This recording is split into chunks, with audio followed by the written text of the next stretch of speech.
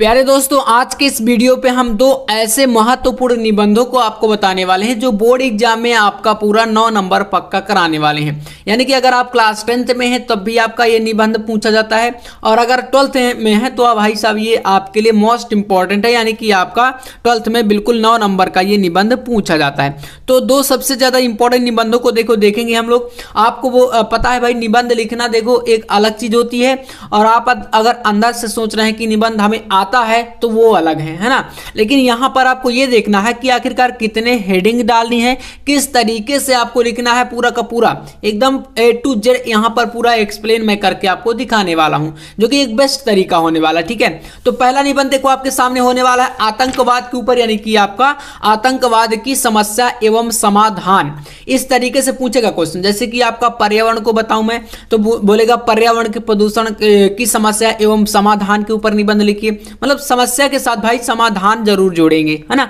तो चलो फिर यहां पर सबसे पहले देखो, जैसे आतंकवाद के बारे में हम लिख रहे हैं तो इसका पहले हिंट्स तैयार करना है, यानी कि इसकी जो रूपरेखा है वो आपको जरूर तैयार करनी है। रूपरेखा का मतलब समझ रहे हैं, जितने हेडिंग में हमें निबंध को लिखना है वही होता है उसका रूपरेखा। ठीक है, जैसे आप इसमें अगर देखो तो यहां पर इसमें पहला हेडिंग होगा हमारा प्रस्तावना। जैसे इंट्रोडक्शन होता है ना इंग्लिश में, वैसे यहां पर पहले प्रस्तावना देंगे। उसके बाद यहां पर अगली हेडिंग जैसे आप डाल सकते हैं। मतलब अगर आपने रूपरेखा शुरू में लिख दी ना तो समझ लेना कि एग्जामिनर वहीं से प्रसन्न हो जाएंगे। ये चीज मेरी याद रखना, क्योंकि भाई यहीं से क्लियर हो जाता है कि आखिरकार जो आपने निबंध लिखा है उसमें कितना दम है। ठीक है, तो ये दूसरा देखो हेडिंग है आपका आतंकवाद के कारण और उद्देश्य, है ना। यानी कि आतंकवाद किस कारण से होता है और इसका उद्देश्य क्या होता है, किस पर्पज से होता है आतंकवाद, तो वो सब चीजें हम अभी बताएंगे। बाकी आप इसको देखो थोड़ा सा दिमाग लगा दोगे ना तो 9 नंबर आपको बिल्कुल एकदम समझ लो फ्री के मिल जाएंगे। ठीक है, अगली हेडिंग देखो तीसरा है भारत में आतंकवाद। भाई साहब हम भारत की बात करेंगे तो यहाँ पर भारत में कैसा आतंकवाद है वो हमें थोड़ा सा एक्सप्लेन करना है, किस तरीके से कहाँ कहाँ पर क्या हो रहा है। इसके बाद आतंकवाद के उपाय, है ना, अंत के उपाय, यानी कि इसको कैसे रोका जा सकता है, ये हो गया। और लास्ट हेडिंग भाई साहब यहाँ पर है उपसंहार। ठीक है ना, तो ये 5 हेडिंग आपको अगर बना के लिख दिए ना, बना के क्या लिखना, थोड़ा सा दिमाग भी लगाना पड़ेगा। वैसे तो आप सोचेंगे भैया निबंध तो हम तुरंत लिख देंगे, हिंदी है बहुत आसान होता है, लेकिन भाई 9 में 9 नंबर लाना इतना आसान नहीं है, ये समझ लेना। ऐसे ही नहीं कोई दे देगा। तो चलो फिर प्रस्तावना से शुरू करते हैं। यहां पर एक एक चीजों को देखते जाइएगा। प्रस्तावना में है भाई, कह रहा है कि प्रस्तावना में देखो आतंकवाद जो है वो पूर्णतः अनर्थकारी होते हुए भी क्या है, अर्थ से भारी कद का है, जिसे क्षेत्रवाद, जातिवाद, मजहबवाद, संप्रदायवाद का बड़ा भाई कहा जा सकता है। जानते हैं आप लोग, मजहबवाद मतलब कि धर्म के नाम पर लोग लड़ते हैं, संप्रदायवाद एक दूसरे से क्या होता है भाई, लड़ाई करते हैं, है ना। क्षेत्रवाद अपने अपने एरिया के लिए, जैसे आप देशों की बात कर लो भाई, भारत पाकिस्तान, है ना, इस तरीके से होता है ना। जातिवाद जाति के नाम पर हो गया। तो ये क्या होता है, इस प्रकार से कहा जा सकता है कि ये क्या है, आतंकवाद पूर्णतः अनर्थकारी है। तात्पर्य यह है कि इन सभी वादों का विभत्स रूप आतंकवाद है। वस्तुतः आतंकवाद एक ऐसी पशु प्रवृत्ति है जिसकी कोई ना जाति है और ना धर्म है और ना ही समाज और ना ही कोई राष्ट्र है। मतलब कहीं पर भी हो सकता है ये, है ना, जिसमें राष्ट्रद्रोह के प्रति राग और देशभक्ति के प्रति द्वेष भाव मुख्य रूप से रहता है। ठीक है, अब देखो ये क्या था, प्रस्तावना देखो शॉर्ट में देना। मैं आपसे ये नहीं कहूंगी बहुत ज्यादा बढ़ा के लिखो, क्योंकि टाइम कम रहेगा। कम टाइम में बेहतर तरीके से लिखना है, तो इतना आप लोग हेडिंग डाल के पहली हेडिंग लिख देंगे तो बेहतर रहेगा। आतंकवाद के कारण और उद्देश्य, देखो इसका कारण क्या होता है समझना थोड़ा सा। देखो आतंकवाद व्यक्ति का मात्र एक आतंकवादी व्यक्ति क्या होता है, मात्र एक माध्यम होता है। इसके हाथ और हथियार किसी दूसरे के होते हैं। मतलब जैसे जानते हैं आप लोग, मतलब मालिक कोई और रहता है और वो जो आतंकवादी व्यक्ति होती है उनको कंट्रोल कोई दूसरा कर रहा होता है ना, जानते हैं ना। स्वयं जो होता है वो तो सामने नहीं आता है, लेकिन उनको कंट्रोल करने वाला व्यक्ति दूसरा होता है कि तुमको ये करना है, इसको ऐसे करना वैसे करना, जो भी है ना। तो ये हो गया। आतंकवादी तो लक्ष्यहीन होता है, उसका कोई लक्ष्य नहीं होता, उसे दिशा और दिशा भी दूसरा ही व्यक्ति बताता है जो मेन होता है ना। अंतरराष्ट्रीय प्रगति की दौड़ में प्रत्येक राष्ट्र एक दूसरे के प्रति प्रगति पथ पर पत्थर रखना चाहता है। आतंकवाद भी एक पत्थर ही है जो जाति, धर्म, भाषा तथा क्षेत्र आदि के माध्यम बनाकर प्रगति के पथ पर क्या है, गतिरोधक बना रखा है। फिर इसके बाद देखो ये हो गया आतंकवाद के कारण और उद्देश्य हो गए। नेक्स्ट हेडिंग मैंने बताया कि भारत में आतंकवाद कैसे है, तो इसको देखो कैसे एक्सप्लेन करना है आपको समझना। आतंकवाद की आग से सर्वाधिक पीड़ित देश भारत है। यह हालात यहाँ तक आ पहुंचे हैं कि 13 दिसंबर 2001 को हमारी संसद पर भी हमला हुआ था। ठीक है, इसी में पाकिस्तानी खुफिया एजेंसी ISI के हाथ होने की पुष्टि की गई। ऐसा ही हमला जम्मू कश्मीर विधानसभा पर भी हो चुका है। हमारे भारत में आतंकवाद का सिर दिनों दिन उठता ही जा रहा है। कश्मीर की स्थिति ऐसी है कि वह अपनी व्यथा कथा सुना नहीं पा रहा है। ये हो गया भारत में इस तरीके से देखो आतंकवाद फैल रहा है, इतना हो गया ना। इसके बाद देखो एक हेडिंग आपको डालना है, आतंकवाद को के अंत के उपाय, इसको कैसे रोका जा सकता है, क्योंकि आपने देखा है इसमें भाई कि समस्या के साथ साथ समाधान भी हेडिंग में बताया था, है ना। तो इसलिए अंत के उपाय आपको अब यहां पर बताना पड़ेगा। ठीक है, देखना। तो आतंकवाद के अंत के लिए हमें युद्ध स्तर पर जूझना पड़ेगा। आज सद्भावना के प्रसार की आवश्यकता है।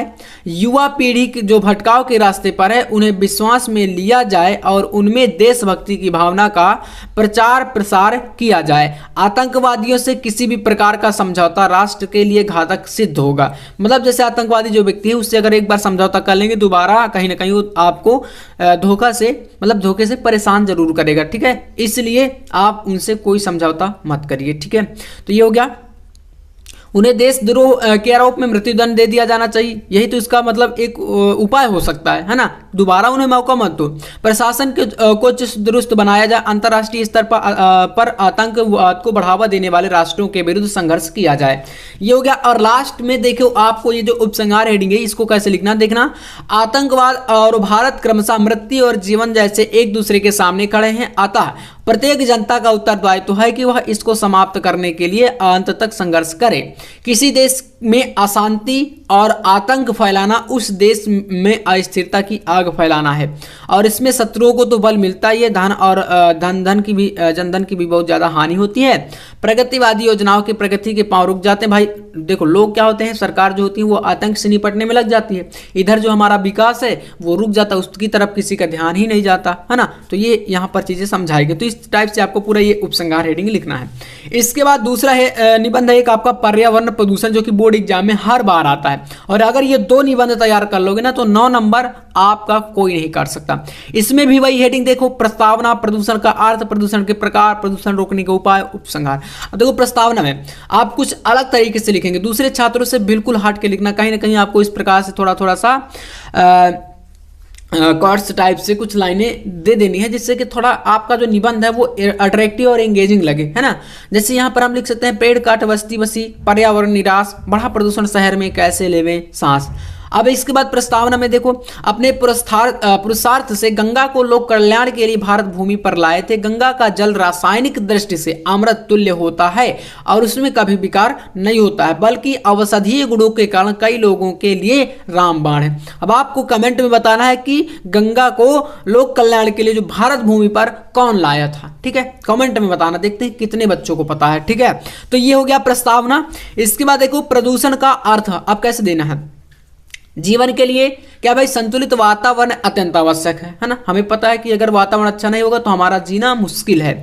तो वातावरण के इन घटकों में अगर हानिकारक घटकों का प्रवेश हो जाता है तो वहीं पर हम मान लेते हैं कि वातावरण को प्रदूषित कर दिया गया है, वातावरण दूषित हो गया है। जो सभी प्राणियों के लिए हानिकारक होता है, वातावरण को दूषित करना ही प्रदूषण कहलाता है। अब देखो इसको और थोड़ा बढ़ा सकते हैं, कैसे। प्रदूषण के प्रकार में इस प्रकार से जल प्रदूषण, वायु प्रदूषण, ध्वनि प्रदूषण, मृदा प्रदूषण, इन सभी का थोड़ा सा और एक्सप्लेन कर सकते हैं। जैसे कि जल प्रदूषण हेडिंग डालेंगे और फिर लिखेंगे भाई जल प्रदूषण क्या है, जल प्रदूषण के बारे में लिखना। वायु प्रदूषण क्या है उसके बारे में आपको कहीं ना कहीं लिख देना है थोड़ा सा। अब इतना तो आपको पता है ना कि जल कैसे प्रदूषित होता है ना। नदियों में आप देखो तो कचरा फेंक देते हैं, फैक्ट्रियों से निकलने वाला तमाम प्रकार का क्या होता है उसको सब नदियों में प्रवाहित कर देते हैं, विसर्जित कर देते हैं, है ना। तो इससे क्या होता है भाई, जल हमारा दूषित हो जाता है।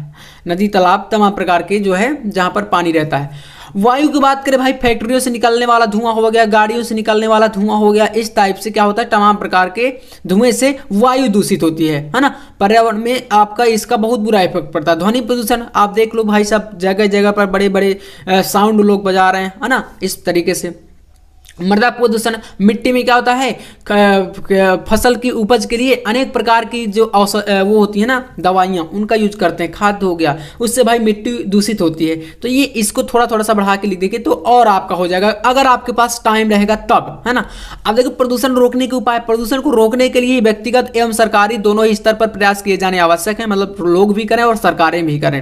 प्रदूषण के निवारण एवं नियंत्रण के लिए भारत सरकार ने कई महत्वपूर्ण कदम उठाए हैं, जैसे कि कचरे के निस्तारण को लेकर, वाहनों के धुएं को लेकर, नदियों की साफ सफाई को, वृक्षारोपण आदि को लेकर। ये सब सरकारें कर रही हैं, लेकिन हमारा भी कर्तव्य है, हमें भी करना चाहिए।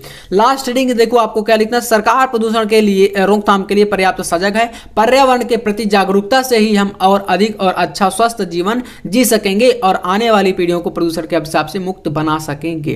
ठीक है, तो इस टाइप से देखो पूरा का पूरा मैंने बता दिया कि आपको क्या करना है। अब लास्ट में इसको लिखा जाता है, आपके पास जिस हिसाब से टाइम रहेगा उस हिसाब से इनका एक्सप्लेन करना। मान लो टाइम कम है तो फिर आपको एक्सप्लेन ज्यादा नहीं करना, है ना। फिर भी 2 पेज तो कम से कम आपको कॉपी पर लिख कर ही आना है, जिससे कि 9 नंबर आपका एक भी ना कटे, पूरा का पूरा आपको मिल जाए। तो ये वीडियो कैसा लगा कमेंट में बताना, और ऐसे ही आप लोग लगातार चैनल को सब्सक्राइब करके रखिएगा, ठीक है ना। चैनल को आपको क्या करना है भाई, सब्सक्राइब कर लेना है। लगातार मैं आपको इंपॉर्टेंट टॉपिक प्रोवाइड कराता रहूंगा यहाँ पर, जितने भी आपके लॉन्ग क्वेश्चन है ना, सारे के सारे। तो जल्दी से कर लीजिए, बाकी मिलते हैं नेक्स्ट वीडियो में नेक्स्ट टॉपिक के साथ। तब तक के लिए जय हिंद, वंदे मातरम।